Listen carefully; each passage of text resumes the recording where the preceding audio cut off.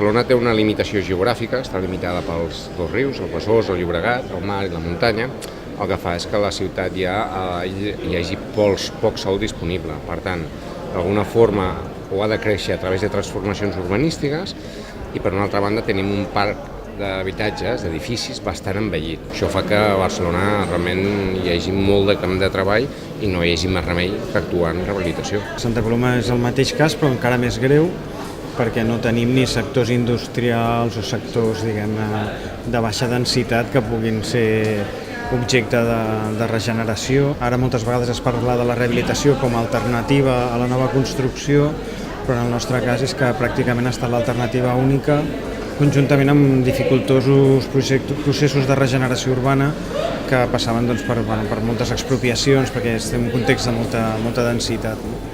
Per tant, realment, a nivell estratègic, per nosaltres és fonamental la millora del parc existent. Ja no podem parlar només de polítiques de rehabilitació, crec. Ara ja la rehabilitació forma part de polítiques més globals, és a dir, hi ha una part de salut, hi ha una part d'espai públic, hi ha una part de manteniment d'edificis, una part energètica, de sostenibilitat. Afecta molts altres drets que no només són el de l'habitatge digne.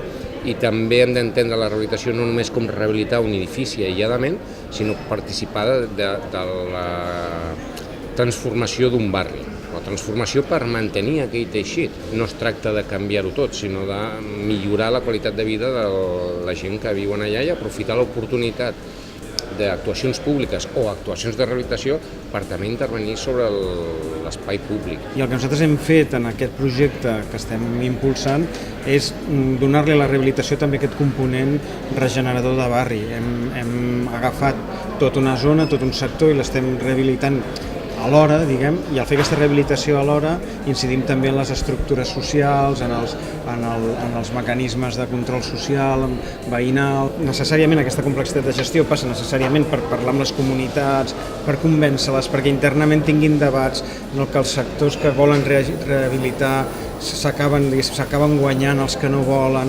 etc. Resulta que el que estem fent, o almenys és la percepció que ens donen els serveis de mediació i d'altres, és que estem reconstruint també el teixit social. El fet d'estar contribuint i d'estar com implicat és un element positiu.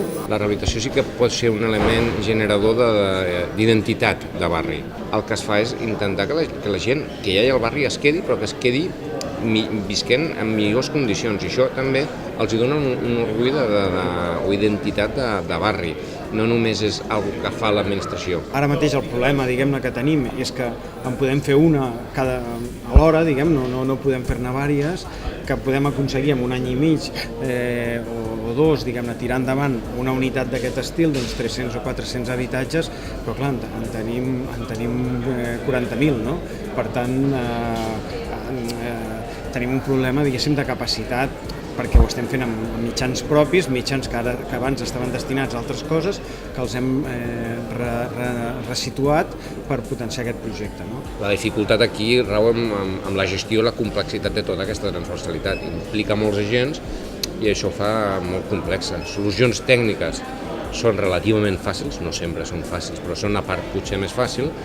En canvi, la part de la gestió jo crec que és on hi ha més complexitat i cada barri o cada edifici pot requerir tipus de gestió diferent en funció de com estigui la comunitat, del tipus d'actuació, de l'import de la inversió, etc. Les subvencions poden servir per fomentar determinades actuacions, però hi ha d'altres actuacions que les subvencions no són suficients, ni tan sols de vegades poden ser necessàries, sinó que el que necessites és una gestió d'aquella comunitat que si no, no vindria mai a demanar uns ajuts o no es plantejaria la rehabilitació tot i ser conscient que el seu edifici està en males condicions. I aquí és on calen altres eines més de gestió social, de mediació, de lideratge, com esteu fent a Santa Coloma, en definitiva. Cal trobar diferents instruments de lideratge però sense treure la voluntat dels veïns, que els veïns es sentin acompanyats, no manats, sinó que es sentin acompanyats i que ells formin part del procés. El que volen és que els ajudem, no només que diguem que han de fer. I amb aquest diàleg es poden fer coses, hi ha oportunitats per fer coses interessants. Les administracions locals, en el cas de Barcelona, està aportant recursos propis que retornen a una administració, no és l'Ajuntament. És a dir, la rehabilitació fiscalment és rentable. Hi ha molts estudis que parlen de que un euro de subvenció està retornant, s'està comprovat de 1,2 o 1,5. Per tant, cada euro que es posés amb això, no és que seria un euro recuperat, és que seria un euro recuperat i a més amb escreix. Jo ja em comprometo a fer tot aquest treball, a parlar amb els veïns, a menjar-me els marrons, a tirar endavant, etc. Però, ostres, si tot això que estic fent en un context de rehabilitació zero, diguem-ne, que és un barri en el que realment no s'estava rehabilitant, activa tota una inversió que després retorna a l'Administració General de l'Estat en forma d'impostos, doncs trobem un vincle, no? Sí. Segellem un conveni o un programa marc amb un pla local d'habitatge, o sigui, jo estudio bé el meu parc edificat, defineixo uns objectius, un calendari, uns objectius econòmics, i tu m'aportes uns recursos amb els que jo puc tenir més tècnics. Tot aquest esforç que fem nosaltres d'adelantar diners, etc., ho podem fer com a Ajuntament així a pèl, però si tenim el suport d'un fons públic que ens aporta aquests diners, que són diners que retornem i que després es poden reciclar, doncs això podria funcionar sol, diguem-ne, no? Sí. Què és el que portem nosaltres? Proximitat i compromís amb el projecte. I això mirant només el tema econòmic, fiscal, és a dir, el retorn per l'Estat.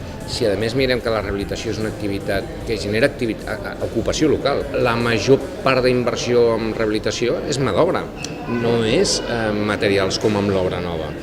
Per tant, els beneficis poden ser espectaculars. Hi ha ocasions en què el finançament és suficient, hi ha comunitats de propietaris que no cal donar-los una subvenció, però sí un finançament per no endarrerir les obres, i això els permetria acometre les obres, o amb unes quotes que puguin satisfer sense que suposin un endeutament pels veïns veïnes. Però hi ha comunitats que no poden amb finançament, sinó que necessiten un ajut més important. L'ajut més important pot ser aquest fons revolving que d'alguna forma dius, d'acord, ho pago tot i ho recuperarem quan es transmeti l'habitatge. És un sistema que és un crèdit, però al final el punt de partida és com si fossin subvencions a nivell de cost. Fins ara el que sí que hi ha són subvencions de dir, doncs et pago el 30% del cost de l'obra o el 50% de l'ascensor o et pago no sé què. Jo defenso més un model en el que dius el projecte d'arquitectura, el projecte arquitectònic és gratuït. El projecte d'arquitectura i la direcció d'obres pot arribar a ser potser més la ITE, més la certificació energètica, potser és el 10% del total, no? Doncs si tu dius això sense cost per totes les comunitats, per exemple, i només estem parlant del 10%, segurament actives molt més perquè el procés és molt senzill. Imagina que la comunitat l'únic que ha de fer és contactar amb l'Ajuntament i dir que ell vol fer això, no? Una cosa important també és que aquests tècnics que arriben estiguin implicats en tot aquest procés i tinguin aquesta voluntat d'implicar-se amb la comunitat, de convèncer-la d'algunes coses, que els hi facin pedagogia d'algunes qüestions. Saps? Sí, nosaltres ara el que hem detectat és que fer pedagogia de l'eficiència energètica és beneficiós i la gent s'hi apunta. Si finalment són arquitectes que entren, com si diguéssim, recolzats per l'administració, necessitem que s'impliquin en la gestió comunitària i en la millora del funcionament, diguem-ne, en el funcionament sanitari, diguéssim, quasi, de la comunitat, no? Que facin aportacions qualitatives de com s'ha d'aconseguir un millor ambient en aquell edifici. Caldria també impulsar una cosa que fa molts anys que en parlem, però que no acaba d'arrencar, que són les tècniques de capçalera. És a dir, un cop acabada la rehabilitació, que aquella comunitat tingui un tècnic de referència que tingui molt clar què s'ha de fer a llarg termini amb aquell edifici i que es preocupi no només de les actuacions de manteniment, sinó les de millora. Aquí sí que seria molt important, juntament amb la part prèvia, garantir la continuïtat. És a dir, que quan marxem d'aquella comunitat o quan aquella comunitat finalitza l'obra, que segueixi conscienciada i segueixi pensant en un pla de manteniment, un pla de conservació. Crec que nosaltres hem d'anar entrant, i és el que nosaltres hem fet, és entrar en aquesta sostenibilitat més senzilla, que la gent pot entendre fàcil i que no li representa cap cost i que a més redueix, diguem-ne, la petjada ecològica de la intervenció. Nosaltres el que vam fer va ser explicar-los a les comunitats que introduint aïllament exterior per façana, no tant que reduirien consum o no, també, però sobretot els vam dir que estarien més confortables, no? I amb això s'hi van afegir. Aquesta millora de l'aïllament resulta que té un efecte, i és que no hem hagut d'eliminar, diguéssim, el morter que hi havia previ a la façana, no? Clar, si haguéssim fet una rehabilitació normal, haguéssim hagut de desmuntar tot el morter i tornar-lo a col·locar. Això hagués incrementat el volum de runa, els viatges als contenidors, als abocadors, etc. No? Haguéssim generat més petjada ecològica. Però que estem com aplicant aquesta sostenibilitat, saps, com a peu de carrer, molt parlada amb els veïns i potser no tan demostrativa ni tan espectacular. Amb l'interior d'habitatges la sostenibilitat o l'estalvi energètic és importantíssim. Aquí, des de minimitzar els consums, eliminar aparells obsolets o simplement l'aïllament, té molta feina a fer. I jo crec que potser Santa Coloma i Barcelona podrien compartir aquest tema, que és el tema de generació d'energia. Malauradament, la generació d'energia amb la normativa actual és un desastre, a nivell de les comunitats és un desastre.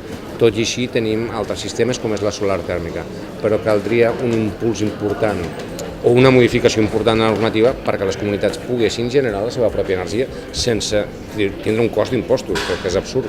Al fer operacions d'aquesta dimensió, que fas moltes finques juntes i per tant tens trams de coberta molt grans, és veritat que no podem fer fotovoltaica per l'autoconsum dels propietaris, però sí podria ser fotovoltaica per autoconsum municipal.